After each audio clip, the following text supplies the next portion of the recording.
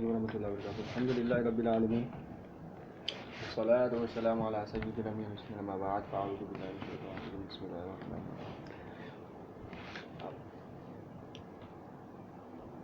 شرک گناہ کبیرہ ہے. یہ وہ گناہ ہے جو کبھی معاف ہونا نہیں ہے. دراصل کہ شرک یہ ہے کہ جو کام اللہ کے لیے کسی دوسرے کے لیے کرنا شرک ہے. عبادت اللہ کی جاتی ہے تو کسی اور کی عبادت کرے گا تو شرک ہے نا.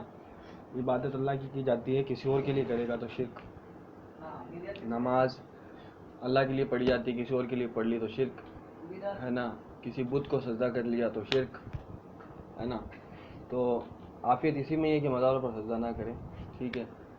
خدا اللہ کو جاننا ہے پر لیکن محمد صلی اللہ علیہ وسلم کو خدا جان رہا ہے یا کسی نبی ولی کو خدا جان رہا ہے تو شرک ہے نا. اللہ کے برابر کسی کو جان لیا, اللہ کی اولاد جان لی, اللہ کی اولاد مان لی تو یہ تو کفر ہو گیا, اسلام سے خارج ہو گیا. تو بھائی شرک کر کے کوئی بندہ سوچے کہ جنت میں چلا جاؤں تو نہیں جائے گا. کتنا ہی بڑا عاشق رسول ہے, کتنی سنتوں پر عمل کرتا ہے. آدم سے لے کے حضرت محمد صلی اللہ علیہ وسلم تک جتنے بھی انبیاء علیہ الصلوۃ والسلام آئے سب کے سب ایک اللہ کی ہی عبادت کیا کرتے.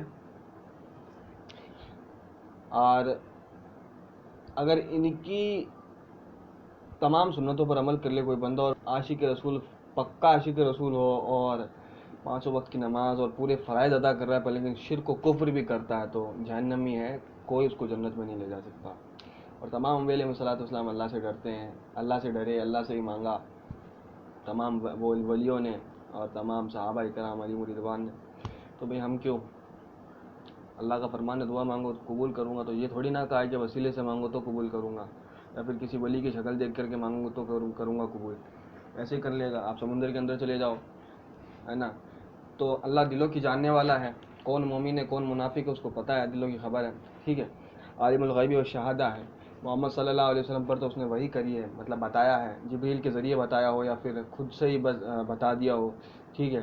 وحی کے ذریعے کہ بھائی صلی اللہ علیہ محمد صلی اللہ علیہ وسلم فلاں جگہ یہ موجود ہے تو فلاں جگہ کبھی کبھی دکھایا, جنت دکھا دی تو کچھ اور دکھا دیا.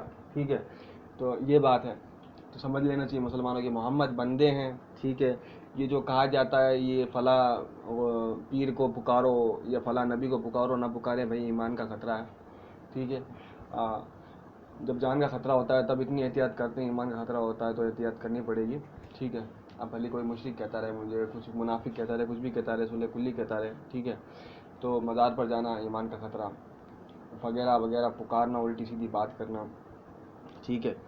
تو اللہ ہی خدا ہے یہ سمجھ لیں آپ ہے نا. محمد خدا نہیں ہے, وہ بھی اللہ کی عبادت کرتے ہیں اور اللہ سے ہی ڈرتے ہیں اور اللہ سے ہی دعا مانگتے ہیں, اللہ سے ہی مدد مانگتے ہیں. وہ کس کا وسیلہ بناتے تھے, میرا یہ سوال سب سے پہلے ہے, جو وسیلہ چلاتے ہیں.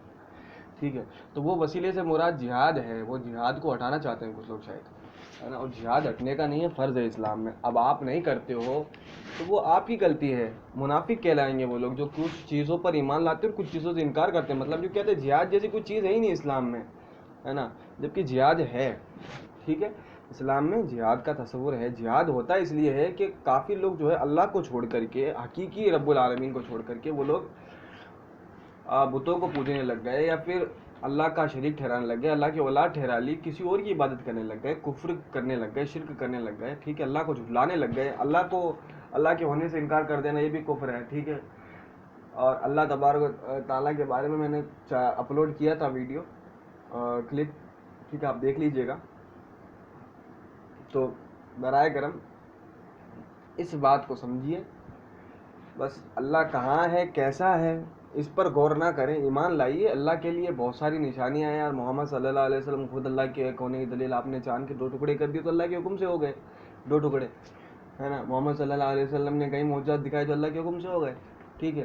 اور دیکھیے اب یہ اتنی بڑی دنیا وغیرہ جو بھی ہے سب بنایا کس نے بنایا, اللہ تبارک تعالیٰ نے بنایا. اگر نہیں بناتا تو کیسے ہوتا. ٹھیک ہے. اور کوئی بنانے والا تو ہے نا اس کو. سمپل سی بات ہے, زیادہ پڑھنا نہیں ہے کسی میں بھی. ٹھیک ہے. محمد اللہ کے رسول ہے, اور اس بات کا خیال رکھیں کہ اللہ سے ہی دعا مانگے اور کسی ولی نبی سے زیادہ نہ کریں, نہیں تو آپ کے ایمان کو خطرہ ہے. پہلے کے لوگ کفر و شرک میں مبتلا ہو گئے تھے. کیا وجہ تھی کہ ان کے درمیان لوگ نیک لوگ موجود رہا کرتے تھے، جب اس دنیا سے چلے جاتے تو شیطان انہیں ورگلاتا تو وہ انہیں کی پوجا عبادت کر دیتے ہیں، ٹھیک ہے. جو غیر مسلم جو ابھی عبادت کر رہے ہیں کسی نہ کسی کی، تو وہ کوئی نہ کوئی اللہ کا نیک بندہ ہوگا یا پھر کوئی فرشتہ ہوگا جو اللہ نے بھیجا ہوگا ان کی ہدایت کے لیے. لیکن ان لوگوں نے کیا ہے کہ اسے ہی خدا سمجھ لیا، ٹھیک ہے. تو بھائی کوئی بھی کتنا بھی آپ کا ہیلپ کر دے اس دنیا میں، کوئی انسان ہو، کوئی کتنا ہی اچھا ہو، تو وہ خدا نہیں ہے. نہ محمد خدا ہے نہ کوئی وہ خدا ہے، ٹھیک ہے. وہ اللہ کا بندہ ہی رہنے کا ہے، ہمیشہ اللہ کا بندہ ہی رہے گا، نہ خدا ہو جائے گا نہ خدا کے برابر ہوگا. یہ بات آپ کو دھیان رکھ لینی ہے، ٹھیک ہے. اسے موت آ گئی، اللہ کو موت نہیں آئی. وہ پیدا ہوا، اللہ پیدا نہیں ہوا. وہ کھاتا پیتا، اللہ کھاتا پیتا نہیں ہے. تو اس بات کا خاص طور سے خیال رکھیں، ہے نا. تو بہت ساری چیزیں اسلام سمجھنا ہے، قرآن پڑھیے، حدیث پڑھیے، سیرت مصطفیٰ صلی اللہ علیہ وسلم پڑھیے. اور کئی لوگ ایسے ہوں ممکن ہے آج کے دور میں، آج کے تو جو مسلمان لباس میں یہود و نصارہ یا ہنود ہو اندر سے، ٹھیک ہے. تو کسی عالم دین کو آپ الٹا سیدھا کام کرتے ہوئے دیکھیں. ہر مسلمان کہلانے والا مسلمان ہو یہ ضروری نہیں ہے، ٹھیک ہے. اسلام کو بدنام کرنے کے لیے، اسلام کو پھیلنے سے روکنے کے لیے، اسلام کی پروگریس روکنے کے لیے وہ لوگ بہت کوششیں کرتے ہوں اس دنیا میں شاید، ہے نا. تو آپ کو بھی سمجھنا ہوگا ان کی چالوں کو، ان کی چال بازیوں کو، ہے نا. تو آپ اسلام لیں تو قرآن پڑھیں، اسلام سمجھنا ہے. مسلمانوں کی زندگی کو نہ دیکھیں، ٹھیک ہے. مسلمانوں کی زندگیوں کو دیکھیں گے تو شاید آپ کچھ غلط ہی سوچنے لگ جائیں اسلام کو لے کر کے، آپ کی سوچ کچھ اور ہی بن جائے. تو آپ اسلام پڑھیے، پروفٹ محمد صلی اللہ علیہ وسلم کی آپ زندگی پڑھیے. آپ کی زندگی بہترین نمونہ ہے تمام انبیاء علیہ الصلوۃ والسلام، ہے نا. تو آپ بہرحال ہیں بندے ہی، ٹھیک ہے. کوئی بھی ہو، حضرت علی ہو، عمر ہو، یا ابو بکر ہو، یا عثمان غنی ہو، یا مولا جو حضرت علی جنہیں مشکل کشا سنا ہے میں نے، وہ ہوں. یہ ہے تو بندے ہی بالآخر. کتنی کراماتیں کسی ولی نے دکھائی ہوں، کسی نبی نے کتنے ہی معجزات دکھائے، اور رہتا تو بندہ ہی ہے، ٹھیک ہے. وہ جب اللہ کے حکم سے اور اللہ سے دعا مانگتے ہیں، اللہ سے ڈرتے ہیں، تو ہم کو بھی چاہیے ہم اللہ سے ہی ڈریں اور اللہ سے ہی مدد مانگیں، ہے نا. کیوں ہم جائیں کسی اور ولی کے پاس مدد مانگنے؟ اللہ محتاج نہیں ہے ولیوں کا، اللہ محتاج نہیں ہے نبیوں کا کہ بھائی فلاں ولی کے پاس جائے گا تو دعا قبول کروں گا، یا پھر فلاں نبی کے پاس جائے گا تو دعا قبول ہوگی. نہیں نہیں نہیں، دعا تو قبول ہونی ہے جناب. آپ دعا مانگیے، بس اللہ قبول فرما لے گا. اور دعا مانگ جب قبول ہو جائے تو یہ مت سوچنا یہ فلاں بندے نے کیا تو میری دعا قبول ہو گئی، ٹھیک ہے. وہ اللہ کے فضل سے اللہ کر دیتا ہے کام، ٹھیک ہے. اب جیسے کوئی کسی میں آپ روپے مانگتے تھے، یا پھر آپ کا کوئی پروجیکٹ اٹکا ہوا تھا، اس کی دل کی سختی کی وجہ سے آپ کا کام نہیں ہو رہا تھا، آپ نے اللہ سے دعا کی تو اللہ نے اس کا دل نرم کر دیا. تو اب کیا ہوگا کہ اللہ اس کا وہ آپ کو جو آپ کے کام میں اڑچن آ رہی تھی، جو رکاوٹ آ رہی تھی، وہ ختم ہو گئی. السلام علیکم ورحمۃ اللہ.